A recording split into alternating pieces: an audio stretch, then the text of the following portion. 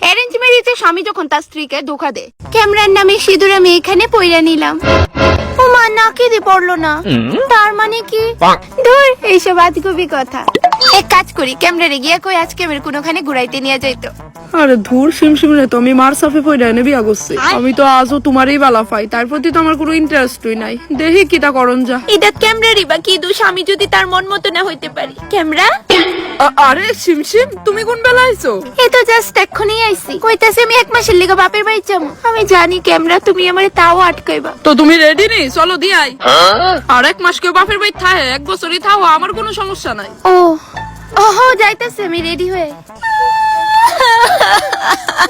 না ক্যামেরা, তুমি আমার ভালোবাসার প্রতিদান এভাবে দিতে পারো না। কি গো, রেডি হইতাছো নি? হ্যাঁ, হইতাছে। লতিকার আগে যদি তুমি হইতো আমার লাইফে, তো কতই না ভালো হতো। আমার 2 চোখ এখন শুধু তোমারই দেখতেছে। ওহ, এরম নাকি তা? আর কিচ্ছু দেখতেছ না তোর এই চোখ না? আপনার হাতে এগুলো আপনার স্বামীর চোখ? হ। তো এইটা আপনি বাইর করছেন? হ, আর কেটা বাইর করবো? আপনি জানেন আপনার এই কাজের লেগে যাবজ্জীবন কারাদণ্ড হইতে পারে। কোনো সমস্যা নাই মাই লর্ড, আমার জীবন এখন সার্থক। হে ভগবান, আমি এখন হেতার লগে ভিডিও কলে কেমনে কথা কমু?